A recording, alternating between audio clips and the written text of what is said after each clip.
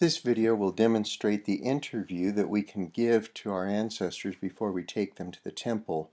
I did a descendancy view search for ancestors who might need ordinances and found Laura Bell and Arthur Carr Liniger, who appear to need ordinances according to having green temples over here. So I clicked on Arthur's name and his card came up, and you can see that he needs most of his ordinances.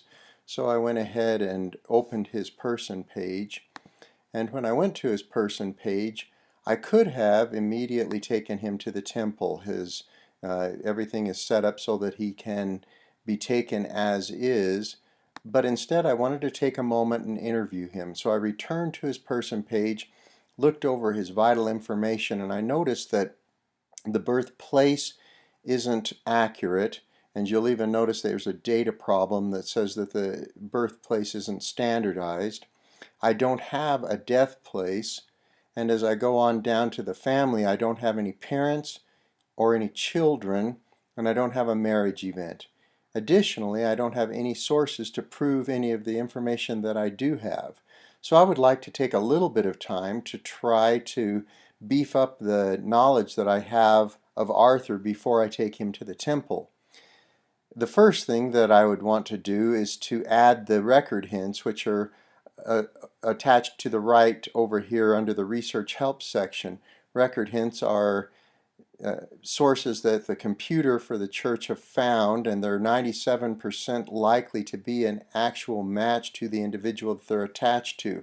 That doesn't mean that they're always right, but they usually are. And they're so easy to attach because of the source linker tool that the church has provided.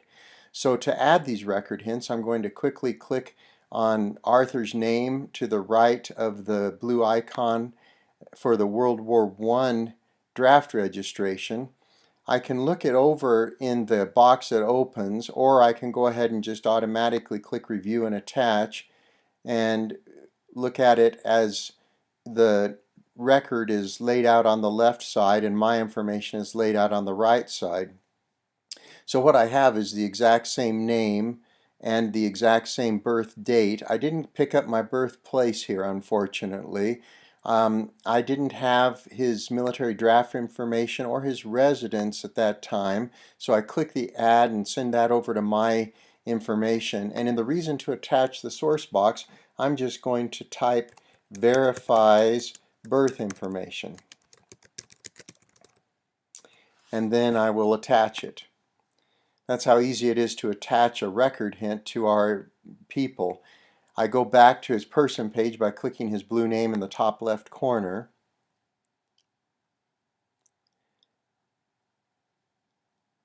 And I'll just go ahead and quickly attach these other record hints that are here. There's a Find a Grave record that is here. I click that, and this Find a Grave record, Find a Grave is a source of compiled information. Other people have placed it on there. It's not a primary source such as a death record or a birth record, but a lot of times it has great information, and it also oftentimes has pictures of tombstones, and so it can be a great help in finding information about our deceased ancestors. In this instance, it has the birth date, the year being the same, and the death year being the same, and it gives me the burial place. And so I go ahead and add that over to my side, and this time I'm going to type in verifies birth and burial information. I'll just go ahead and put birth and death information.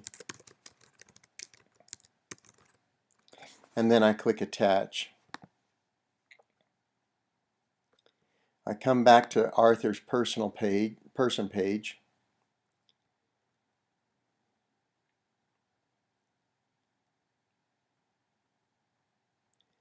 And you'll notice I've now run out of record hints over here. I have yet to standardize the birthplace.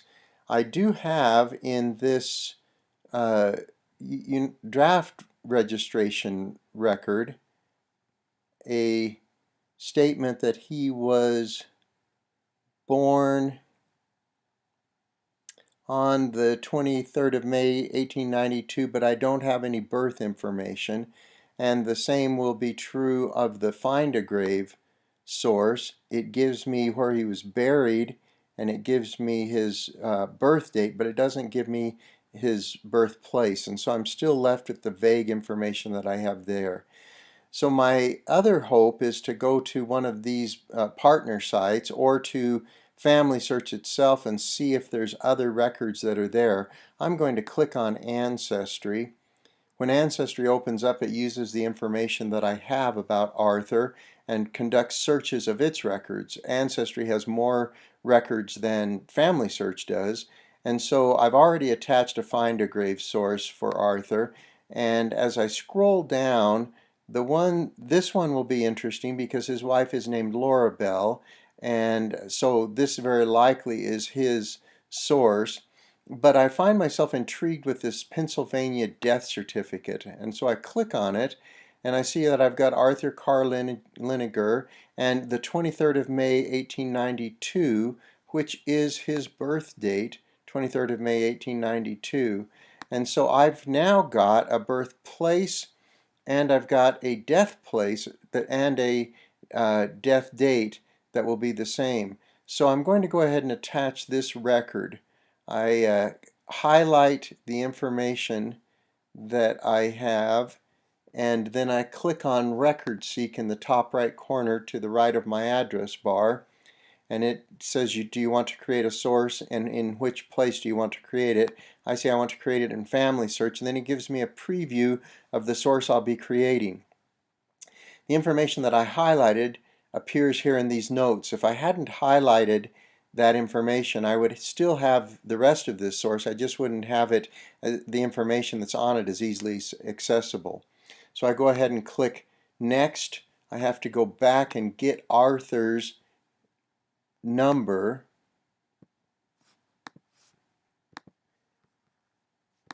And I come back, and in the search for person by ID, I paste his number. And I click Next, and it says you're going to attach this source to Arthur Carr Liniger. I then say the reason that I want to, and it is that it verifies birth and death information. Now, when I'm attaching a source with Record Seek, I need to remember to tag it to the information that it verifies, and so it verifies the birth, the death, and I go ahead and click Close. And now that source will be not just at the bottom of the page, but with those other details as well. I click Create and Attach, and the source has now been created. I'm going to go back to Arthur's page and refresh it. Arthur started this process with no sources, and now you'll notice that he has three: the two record hints that I attached and the death certificate that I just attached. Now on that death certificate I had that he was born in Bittinger, Maryland. So I'm going to come up here and I'm going to click on birth, and I'm going to edit it, and I'm going to come here and get rid of the fact that he lived at some point in his life in Pennsylvania and put Bittinger, Maryland. And the computer doesn't show a Bittinger. I'll see if I spelled that right. There were two T's in it. Well, maybe that will make a difference in the computer being able to find it. Yes, Bittinger, Garrett, Maryland, United States. I go ahead and click that, and now I have an accurate birthplace and birth date, and I say verified on death record. And then I click Save. Now you'll notice, because I did that, data problem that was on the top right has disappeared as well. I now need to put in the death place, and I come back down here and I have the death place being Pittsburgh, Pennsylvania. And so I click on it, I click edit, I come here and say Pittsburgh, and the computer offers the rest to me. I go ahead and say verified on death certificate, and then save it. So now at this point I have added and completed and corrected the vital information about him. You'll notice that I now have more record hints over here than I had before. Apparently some of the information I added has triggered the computer's ability to find more record hints. So one that's intriguing is this 1920 census record. Let's go ahead and attach it real quickly. When I come down and review and attach, what I will get in a census record, you have families, and so Arthur is here. It says he was born in 1893. We're not worried when a census record is off by a year, but that really does verify his birth, and it tells us where he lived in 1920, the information that I didn't have before there. I click in here and say verifies birth and family relations, and then click attach. So the census record verified that. Now I'm going to go ahead and add his wife. She lived during that time. I don't have to retype it, and it stays, and that is what it verifies, her birth and her family relations. So I attach that. Now we didn't have their children, so I'm going to add these 3 children that they had, and you'll notice that we've got Maryland, and they, by being born in 1916, I'm not sure if they're still alive or not, so I'll say that they're living, and I'll create a new person. I'll bring that over. I've now added a child. I'll add another child. Living. I just like to dress up while I'm doing it. And go ahead and create the new person. And one more to add. I go ahead and mark living, create the new person. That's really quite amazing if you think about it, that in that length of time I've added 3 children to their marriage and added a source to 5 people. So even though that wasn't super quick, it was amazingly fast in terms of what we just accomplished. If you'll look down now when the person page opens up, I now have Arthur and Laura Bell with 3 children. Now there's something that I want to mention. A lot of times we'll put sources on and not recognize all the information that's available. So let me show you what I mean by that. In this death certificate, if I go ahead and open it up, you'll notice that down here on the indexed information, I could click on the actual death certificate and there might be more information still. You should be aware that the church is indexing less information on records and providing the image of the record so that we can now obtain access to records, but know that there's a lot of information that has yet to be indexed, and we have to go on to the actual image and find it. In this instance, I don't have to do that, but I do see that I have a father and a mother. So Lewis Liniger and Leah Harmon, I need to remember those. So I'll come back to Arthur, and I'll come up here and add a parent. And the father's name is Lewis Liniger, and he's a male, and he is deceased. I don't know his birth date or his birthplace. I'll click next, and then the computer will go and look and see if it can find anybody that might match my person. You'll see that I don't, as I look down these people, I don't have enough information about him to be able to determine whether or not he is my person. I would like to see a Leah. If I can find a Leah here as a spouse, I might have the confidence to go ahead and say that these people are in the record. But otherwise, I'm going to go ahead and have to create a new person. And I may be creating a duplicate. He may already be in the system somewhere, but I just don't know because I don't have enough information about him. So at this point, I've got to go ahead and say I'm going to create a new person named Louis Liniger. And then I now am going to add the spouse. I keep forgetting her name, Leah Harmon.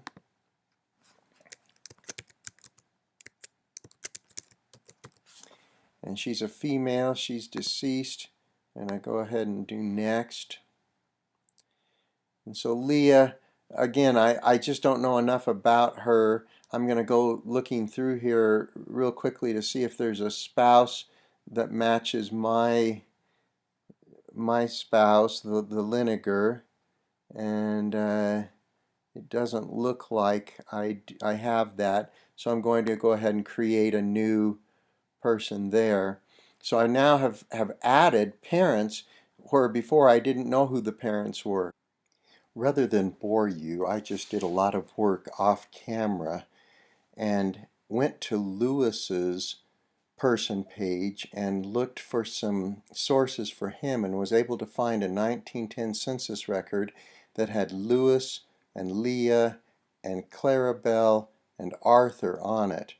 And I was confident that they were the same family, and as a result was able to add the other kids that were on that record. And so I have now added a lot of siblings to Arthur.